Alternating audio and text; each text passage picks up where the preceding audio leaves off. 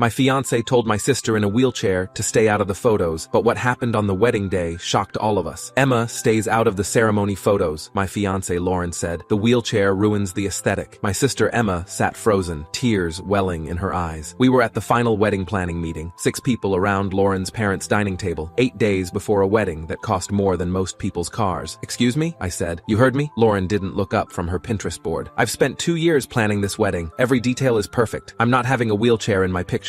Emma's hands gripped her armrests, the same armrests she'd been gripping since the car accident 4 years ago that took her legs and, apparently, her value in Lauren's eyes. Lauren, I'm Jake's only sister, and I'm sure you'll have a lovely view from the audience, my mother gasped. Lauren's mother looked uncomfortable, but said nothing. That's my sister, I said quietly, and this is my wedding. Lauren finally looked at me with those blue eyes I used to think were beautiful. Now they just looked cold. Jake, be reasonable. We're spending $40,000. The photographer costs $3,000 alone. I will not have my album ruined. Ruined, I repeated. You know what I mean. Emma wheeled backward. It's fine. I'll skip the wedding. No, I said. You won't. Lauren's eyes narrowed. Jake, don't make this difficult. I'm not making anything difficult. I'm telling you my sister will be in the wedding photos. Then maybe we need to rethink this entire wedding. The room went silent. Even the grandfather clock in the corner seemed to stop ticking. Maybe we do, I said. Lauren laughed. Actually laughed. You're not serious. You're going to throw away 2 years over one photo? You're throwing away a marriage over my sister's wheelchair. God, you're so dramatic. She waved her hand dismissively like she was swatting away a mosquito. Fine, she can be in some photos, the family ones, but not the romantic couple shots, and not the bridal party. Lauren, that's my final offer. I looked at Emma. She was crying silently, trying to hide it behind her hand the way she'd done since we were kids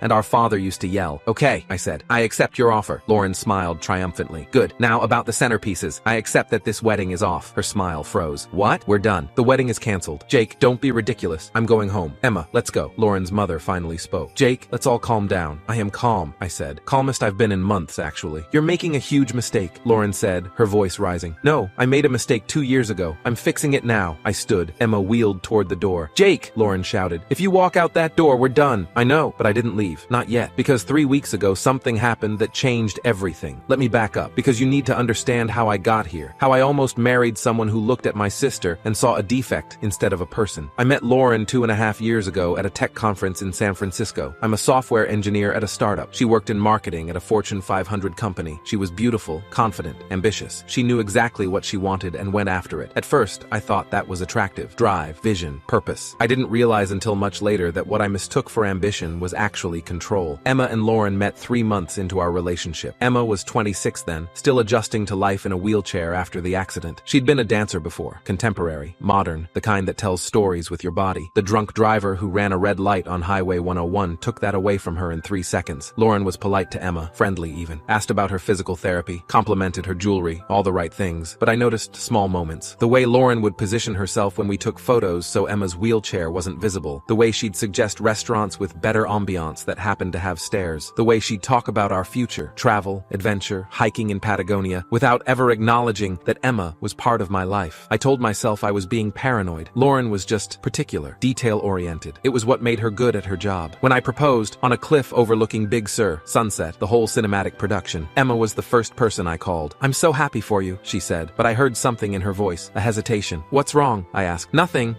Jake, are you sure? Sure about what? That she loves all of you, not just the parts that fit her aesthetic. I laughed it off.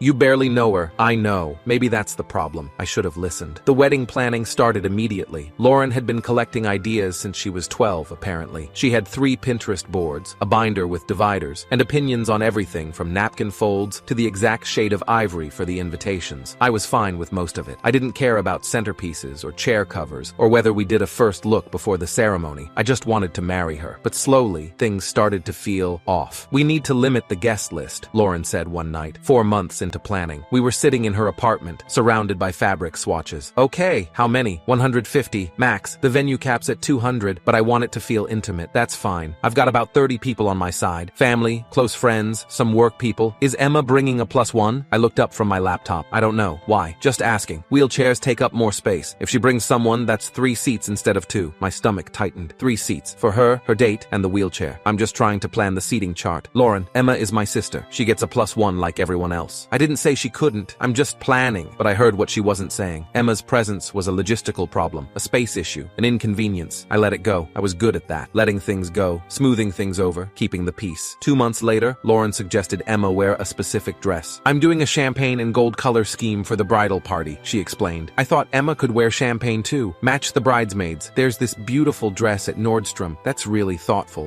I said. And maybe she could wear a shawl, something elegant, draped over her lap in the chair. I saw it on a blog once. It looked really sophisticated. There it was again, that tightness in my chest. You want her to cover the wheelchair, not cover. Dress it up, make it part of the aesthetic. Lauren, it's not a decoration. It's how she moves. I know that. God, Jake, why are you being so sensitive? I'm trying to include her, but she wasn't. She was trying to hide her. I told Emma about the shawl suggestion. She was quiet for a long time. It's fine, she finally said. If it makes her happy, I'll wear a shawl. You don't have to. Jake, I don't want to cause problems. This is your wedding. It's our wedding, and you're my sister. I know, but Lauren is going to be your wife. Pick your battles. So I did. I let the shawl thing go. Emma wore champagne. She'd wear the shawl. Everything would be fine, except it wasn't fine. 3 weeks before the wedding, I came home early from work. Lauren was on the phone in the living room. I heard her voice before I saw her. I know, it's such a nightmare. The wheelchair is literally ruining every photo concept I have. I froze in the hallway. No, I tried to tell Jake, but he gets all defensive. It's like, I get that she's your sister, but this is my wedding, you know? My blood went cold. Exactly. Thank you. God, you're the only one who understands. Everyone else acts like I'm a monster for wanting nice photos. She was talking to Megan, her maid of honor, her best friend since college. I was thinking we could seat her behind one of the tall centerpieces during the ceremony, the ones with the high greenery. That way she's technically there, but not visible. I must have made a sound, or maybe she just sensed me. Lauren turned, saw me standing there. Hey babe, I have to go. Talk later. She hung up. How long have you been standing there? Long enough. Jake, you want to hide my sister behind a plant. That's not, you're twisting what I said. You called her a nightmare. You said the wheelchair is ruining your photos. Lauren's face flushed. You don't understand the pressure I'm under. This wedding has to be perfect. My mother's friends are coming. My boss is coming. People from my firm. Everything has to look what? Able-bodied? Professional. Put together. Like we have our shit together. And Emma doesn't fit that image. Lauren's silence was answer enough. I walked to the bedroom, started throwing clothes into a duffel bag. What are you doing? Lauren asked from the doorway. I'm staying at Emma's for a few days. Jake, you're overreacting. Am I? Because it sounds like my fiancée is embarrassed of my disabled sister. Sounds like she wants to hide her. Sounds like she thinks Emma's presence will ruin her perfect aesthetic. I never said that. You said the wheelchair is ruining your photos. What's the difference? I zipped the bag and pushed past her. Jake, wait, can we please just talk about this? I stopped at the door. What's there to talk about? You made it clear how you feel. I love you. You know that. Do you love Emma? She hesitated, just half a second, but it was enough. I left. I spent that night at Emma's apartment. She was still up, working on her laptop. She did graphic design from home now, freelance, building a new life after the accident took the old one. What happened? She asked when she saw my face. I told her everything, the phone call, the plant comment, all of it. Emma was quiet for a long time. Then she said, Jake, you don't have to cancel your wedding over me. This isn't about you. It's about her, about who she really is. Maybe she's just stressed. Weddings make people crazy. Stress doesn't make you hide people. Stress doesn't make you see wheelchairs as aesthetic problems. Emma rolled closer. What are you going to do? I don't know, but I can't marry someone who looks at you and sees a decoration error. That night, I couldn't sleep. I kept replaying Lauren's words, the casual cruelty of it, the ease with which she'd suggested hiding my sister,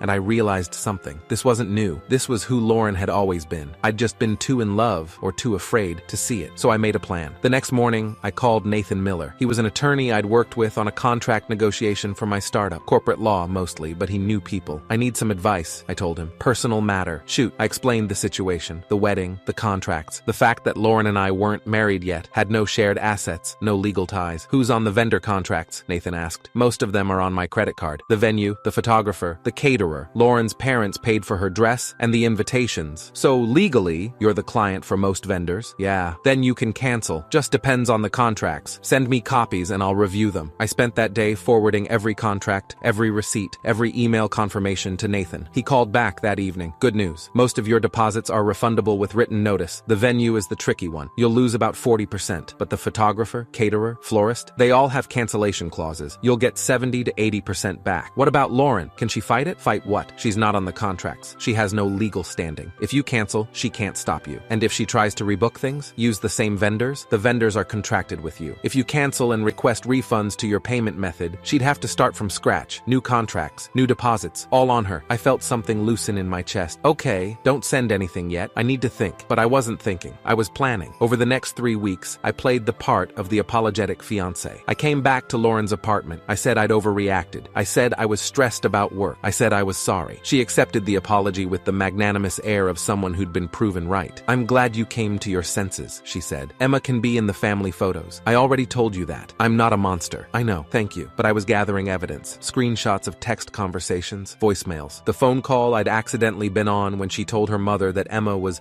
bringing down the vibe of the whole wedding. I wasn't planning to use them, not publicly, but I wanted leverage, just in case. Meanwhile, I quietly did 3 things. First, I called every vendor, verified that my name and credit card were the primary on file, made sure Lauren couldn't make changes without my approval. Second, I drafted cancellation emails, professional, polite, ready to send with one click. Third, I prepared a message to all 150 wedding guests, explaining in detail why the wedding was canceled, including quotes, evidence, Lauren's own words about Emma. I saved it as a draft, just in case, because I wanted to believe she'd change, that she'd wake up one morning and realize what she was doing. That love would be enough to make her see Emma as a person, not a problem. But then came the final planning meeting, and she said those words. Emma stays out of the ceremony photos, the wheelchair ruins the aesthetic. And I knew she wasn't going to change. This was who she was. And if I married her, I'd spend the rest of my life watching her erase the people I loved to protect her perfect image. So I made my choice. I'm sending this now, I said, standing in Lauren's parents' dining room. Sending what? Lauren demanded. I pulled out my phone, opened my email, hit send on the message I'd drafted weeks ago. To all wedding vendors, the wedding scheduled for June 15th is canceled effective immediately. All deposits are to be refunded to the original payment source, my accounts. Do not release any funds to Lauren Mitchell. Lauren's face went white. You can't. I already did. Check your email. She grabbed her phone, started scrolling frantically. I watched her face cycle through disbelief, rage, panic. The venue, the caterer, the photographer, they're all copied, I continued. $26,000 in deposits, all coming back to me. That's my wedding, Lauren screamed. No, it was our wedding. Now it's nothing. My parents paid for things. Your parents paid for your dress and the invitations. $3,000 total. Everything else was mine. Lauren's mother looked like she might faint. Her father, silent until now, stood up. Jake, this is extreme. Is it? Your daughter just told my sister that her wheelchair ruins the aesthetic, that she can't be in photos at her own brother's wedding. How would you feel if someone said that about your daughter? He had no answer. You planned this, Lauren whispered, staring at me like she was seeing me for the first time. You've been planning this for 3 weeks since I heard you call my sister the wheelchair problem. Emma stared at me. Jake, you didn't have to. Yes, I did. My phone started buzzing. Confirmation emails from vendors, refund processing notifications, the systematic dismantling of Lauren's perfect wedding happening in real time. Lauren's face twisted with rage and something else, fear. You'll never find anyone better than me. I'm not looking for better. I'm looking for decent. I headed for the door. Emma followed. Wait, Lauren's voice cracked. We can fix this. I'll apologize. Emma can be in all the photos. Please, Jake, I'll do anything. I stopped, turned. Lauren, if you'd said that 3 weeks ago, we'd be getting married in 8 days. But you didn't. You doubled down. You made my sister cry 3 times during planning meetings. You suggested she wear a shawl to cover the chair. You told me she was bringing down the vibe. You told your mother you wanted to seat her behind a plant. I was stressed. You were cruel. There's a difference. So that's it? You're just going to humiliate me? I pulled up another draft email. The nuclear option. The one I'd prepared but hoped I'd never send. This is a message to all 150 wedding guests, explaining why the wedding is canceled, including direct quotes from your phone conversations about Emma, about how you wanted to hide her, about how you called her a nightmare. Lauren's eyes went huge. You recorded me? You were on speakerphone, in my house, legally recorded under California's one-party consent law. Her mother gasped. Jake, you wouldn't. You're right, I won't. I deleted the draft right there, showed them the screen. Because despite everything, I'm not trying to destroy you. I just want you out of my life. Lauren was crying now. Real, ugly crying. Jake, please. I love you. I made mistakes, but I love you. You love the version of me that fit your aesthetic. The version that didn't ask questions. The version that let you erase my sister to make your photos prettier. That's not fair. Fair? You wanted to hide a woman who lost her ability to walk because her wheelchair didn't match your color scheme. You wanted to seat her behind decorative plants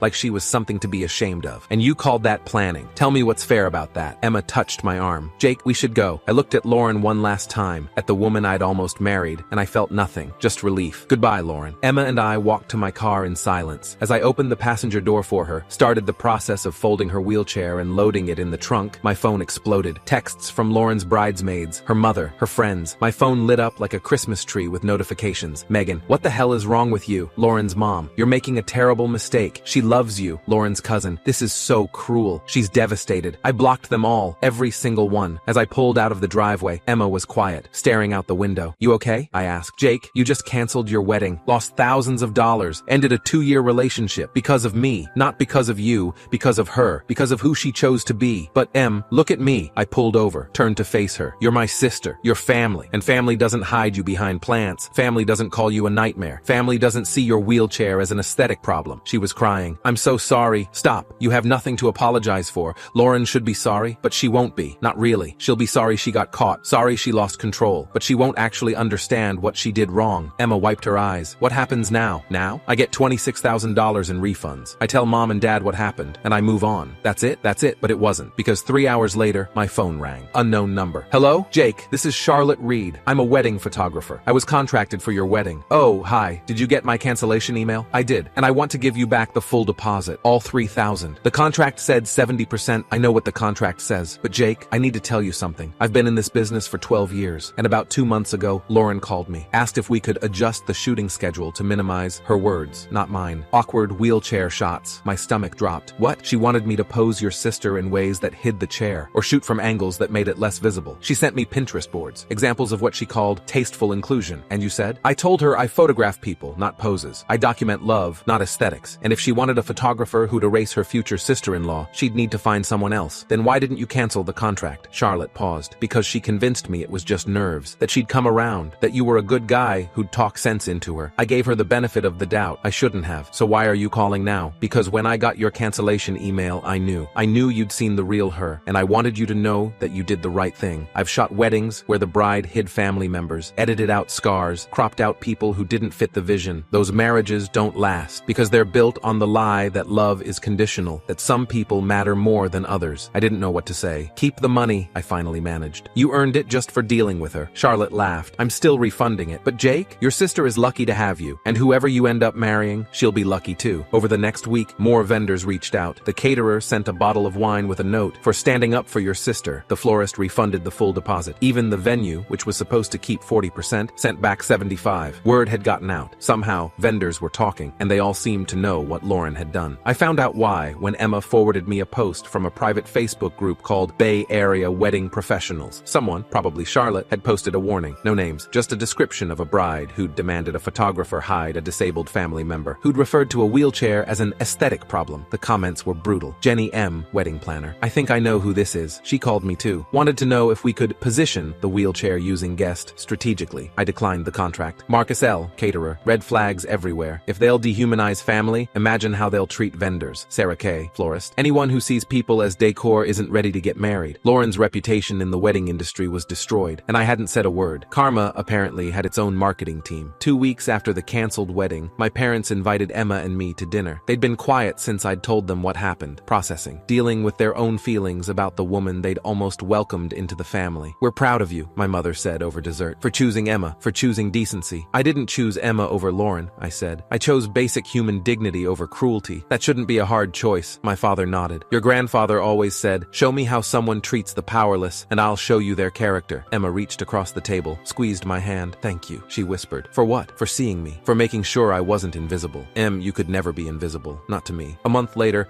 I got one final message from Lauren. A long, rambling email sent at 2 a.m. It started with apologies. How she'd been wrong. How she'd been terrible. How she'd realized too late what really mattered. But then, halfway through, it shifted. Blame crept in. Justifications. The stress of planning. The pressure from her family. The expectations from her firm. The impossible standards society placed on weddings. And I realized she still didn't get it. She was sorry she'd lost me. Sorry her wedding was canceled. Sorry her reputation was damaged. But she wasn't sorry for what she'd done to Emma. Not really. Because in Lauren's world, Emma was still a problem. Just one that Lauren had mismanaged. I deleted the email, blocked her address, moved on.